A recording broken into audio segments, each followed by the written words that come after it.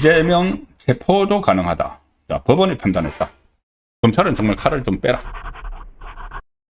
재판 5개. 저는 계속 재판 5개를 다시 해야 된다고 말씀드리고, 이 국감 인사가 이제 2월 말에 있으면은 그 5개 재판부에 새로운 판사들이 들어가서 재판 속행을 할 수도 있다. 그 말씀을 계속 드리고 있죠. 그 현실적으로 불가능하다는 사람들도 있지만은 그렇게 계속 축구를 해 나가야 됩니다. 그리고 실제로 해야 됩니다. 왜 그 헌법을 자의적으로 해석을 해가지고 이 5개의 재판을 다 중단시켰는가? 그 부분은 이제 워낙 많이 말씀드렸기 때문에 이제 수사도 이재명 수사가 중단된 것들이 있고 새로 또 수사 대상이 되는 것들도 있죠. 자, 그 부분을 말씀드리면은 수사 중에 중단된 게 가령 그때 다들 기억을 하실 겁니다. 이게 이게 조기 대선이 확정되기 전에 비상계엄이 일어나기 전에 불과 1년여 전만 해도 이재명과 관련한 재판은 계속 법정에 나가기도 했고 수사기관에 소환이 되고 막 했죠. 가령 그때까지만 해도 그 직전까지만 해도 법인카드 유용 그거 가지고 검찰에서 수차례나 소환 통보를 했는데 아예 묵살을 해버리고 그런 적도 있었죠. 그래서 수사도 제대로 하지 않고 그냥 기소를 했는데 기소까지 안 된 상태에서 수사가 중단된 것들이 많습니다. 이재명은. 재판 중단된 건 이제 5개 다 아시는 거고. 다른 예를 들어서 정자동, 그때 호텔, 신축 과정에서 여러 가지 또 특혜해줬다. 대장동보다 더 심하다. 그런 이야기도 나왔죠. 그래서 대장동에 저수지 400m 했는데 정자동에도 저수지를 물어놨다. 그게 물론 하기는 안 됐지만은 수사를 해야 되는 거죠. 수사 대상이 되는 거죠. 그게 수사 대상이고 그거 외에 이 김성태 장방울로부터 법인카드 후원금 쪼개기를 받았다. 쪼개기 후원금을 받았다. 그것도 그때 수사 중이었죠. 많습니다. 그 다음에 진미파라곤에 그때 대선 캠퍼를 따로 해서 이해찬이 있는 그쪽에다가 월 3천만 원을 지원을 했다. 그런 부분도 정치자금법 이야기도 있었고 그때 법정에서 녹음 파일 같은 데 다 나왔던 이야기죠. 그리고 건순일 재판 거래 이후 그것도 수사 중이었습니다. 근데 그게 다 멈춰버렸죠. 재판만 멈춘 게 아니고 수사도 다 멈춰버린 그런 상황에서 또 새로 수사 필요성이 제기되는 것도 많이 있죠. 가령 조금 전에 말씀드린 이 탄원서 묵살해버린 거. 김병기 배우자에게 2천만 원, 3천만 원 줬다가 돌려받았던 그 탄원서. 그 돈을 요구를 해서 줬기 때문에 이거 뇌물입니다. 뇌물과 관련된 탄원서를 이거를 당 대표가 묵살을 해버렸으면은 묵살하고 그 탄원서를 다시 김병기에게 돌려줘 버렸으면 이거 수사 대상이죠. 그리고 가령 대장동 항소 포기 대장동 민간업자들에게 항소 포기를 해서 돈방석에 앉혀준 거 이런 것들도 결국은 다 수사로 규명을 해야 될 문제들입니다. 인사권 남용 이런 것들도 수사 대상이다 이런 말들까지 있죠. 인사권을 가지고 본인의 변호사들 대장동을 비롯해서 본인 변호사들에게 전부 다 자리 하나씩 주고 국회의원 주고 이것도 수사 대상이 된다. 어쨌든 이렇게 여러 가지 수사를 받다가 중단된 것들도 있고 수사 대상이 된 것들도 있는데 이거를 결정적으로 지난주에 나왔던 윤석열 전 대통령에 대해서 체포방해 혐의 징역 5년 던진 것 5년 선고한 거 거기에 이게 판결문에 현직 대통령도 수사 대상이라는 걸 명시를 했습니다. 자, 제가 이거 금요일에 한번 설명드린 적이 있는데 이게 주말에 넘기면서 이거 진짜 그 판결문을 보니까는 현직 대통령도 수사받네. 외환하고 내란죄 외에는 불기소 특권이 있지만은 그런데 이거 수사는 가능한 거다. 지금 윤석열 전 대통령에 대해서 수사를 가능했기 때문에 이 공수처가 일반 형사사건인 직권남용죄를 수사를 하다가 이 내란 혐의를 인지를 해서 수사를 확대했기 때문에 수사권이 있다. 이런 식으로 하면서 그때 백대현 재판부가 이 현직 대통령도 수사 대상이라는 이야기를 했죠. 자, 그 기사 내용을 한번 보시겠습니다. 이게 언론에서도 보도를 하고 있는데, 자, 현지일보 기사입니다. 윤 체포 방해 판결이 던진 헌법 84조 쟁점. 이재명도 수사 대상 되나? 이재명이 수사 대상 된다고 저 백대현 판사가 선고를 했습니다. 판결을 그렇게 했습니다. 그래서 윤석열 전 대통령에게 징역 5년을 선고한 법원 판결을 두고 이재명도 수사 대상이 될 수 있다는 해석이 나오고 있다. 판결문에 담긴 헌법 84조에 대한 해석이 대통령은 수사를 받지 않는다는 기존의 이해와는 다른 판단을 제시하고 있다. 백대현 그 부장판사가 윤석열 전 대통령 특수공무집행 방해에 대해서 징역 5년을 선고를 하면서 그 헌법 84조에 대해서 불소추 특권 범위를 제한적으로 해석을 했죠. 뭐냐면은 형사상 소추를 제한할 뿐이지 헌법 84조가 수사까지 전면적으로 금지하는 규정으로 보기 어렵다는 판결문을 내놨습니다. 그러니까 윤석열 전 대통령을 겨냥해서 이제 판결을 쓴 거죠. 뭐 윤석열 전 대통령 선고문이니까. 현직 대통령인 윤석열 전 대통령의 직권남용죄에 대해서 수사권이 있는 공수처가 현직 대통령이지만은 수사를 하다가 수사권이 모호하지만은 내란 혐의를 인지를 해서 수사를 했다. 이건 적법한 절차라는 그 결론을 내놨죠. 그러면서 판결문에서 이렇게 씁니다. 잘 들어보시죠. 백대현 판사가.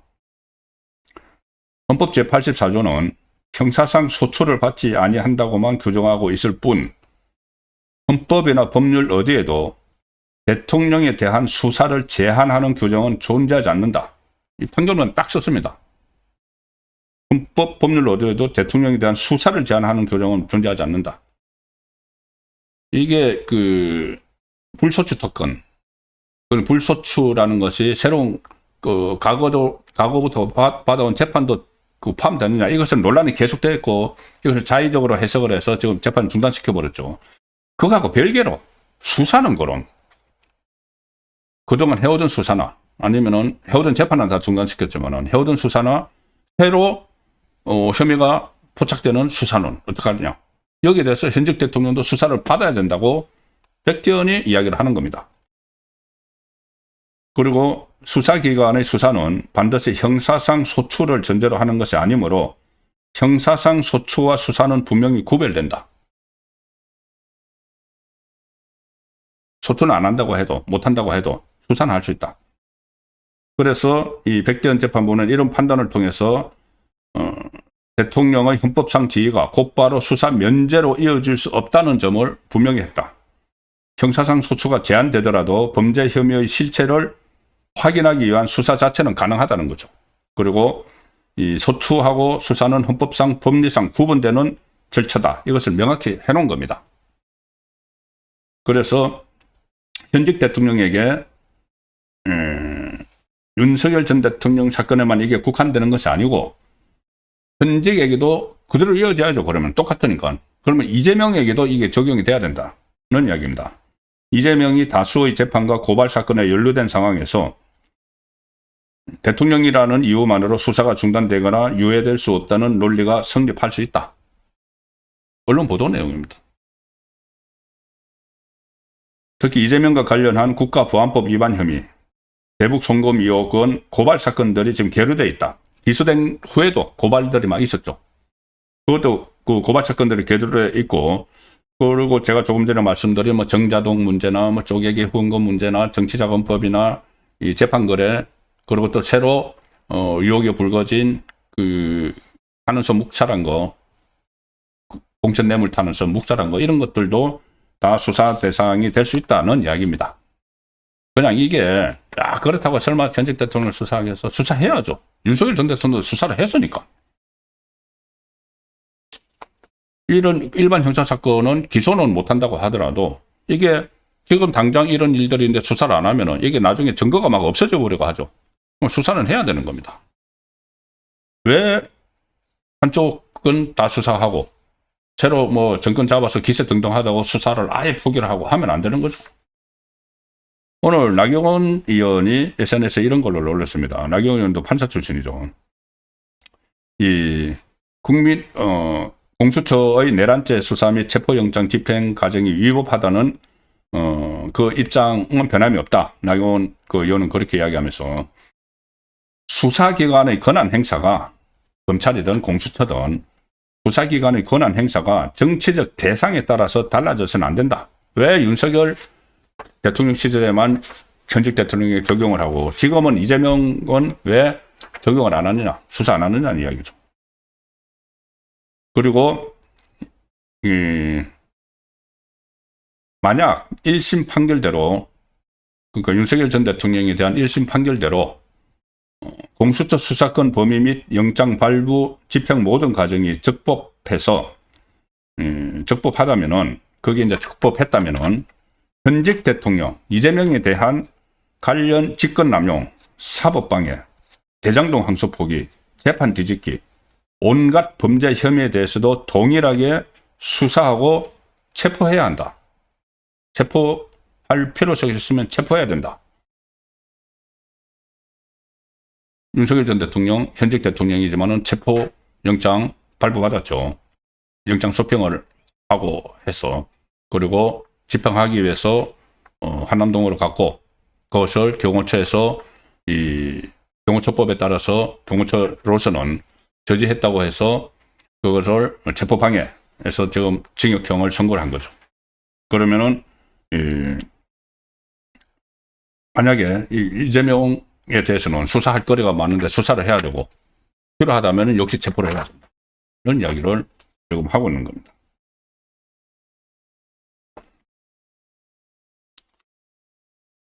이 상황에서 오늘 윤석열 전 대통령 쪽이 지금 오후 늦게 기자회견을 했는데 1심 판단은 절차적, 실체적 문제가 있다. 그래서 법원에 항소장을 제출을 했습니다. 법률 대리인단은 공수처는 직권남용죄 수사 과정에서 내란죄를 인지했다는 증거를 제출한 적이 없다. 지금 내란죄를 인지해서 이 수사를 내란죄도 벌였다 이렇게 했는데 그 증거를 제출한 적이 없다는 겁니다. 그 인지를 했다는 걸. 직권남용과 내란은 직접 관련성이 없는 별개의 범죄다 이렇게 반박을 했고, 특히 헌법 84조에 대해 재판부는 수사는 가능하다고 한 데 대해서도 이 법률 대리인단은 소추엔 강제 수사까지 포함된다. 헌법의 정면으로 위배되는 해석이다. 이렇게 이제 이 강제 수사도 하면 안 된다. 그 윤석열 전 대통령 쪽에서는 그렇게 해서 항소를 했죠. 그런데 이것이 법원에서는 아니야, 강제 수사도 이 강제 수사는 할 수 있어. 이게 이제 백대현 판사의 판결문이죠. 그렇다면은 그게 헌법에 위배 안 된다면은 똑같은 논리로 이재명을 수사를 해야 된다는 목소리가 지금 여기저기서 많이 나오고 있습니다. 좀 이런 부분들도 왜 이 재판도 다 중단되고 수사도 다 중단돼야 되는가? 왜 그 특정 정권에만 계속 그렇게 되는가는 부분도 좀 원초적으로 다시 한번 좀 생각을 해봐야 되는 일들이 지금 앞으로도 계속 일어날 겁니다. 이번 주에도 한덕수 선고도 있고 윤석열 전 대통령이 8개의 기소가 되는데 특히 2월 19일에 있을 소위 내란 우두머리 혐의 선고 그런 부분들을 하면서 계속 지켜보고 하면서 일방적으로 여론에 밀려가지고 좀 서로 다른 잣대를 들이대는 우파에만 좀 어떤 여론에 쫓긴 그런 잣대를 들이대는 그런 판결이나 이 수사가 있으면 안 된다는 의미에서 이 부분을 오늘 중심적으로 말씀드렸습니다.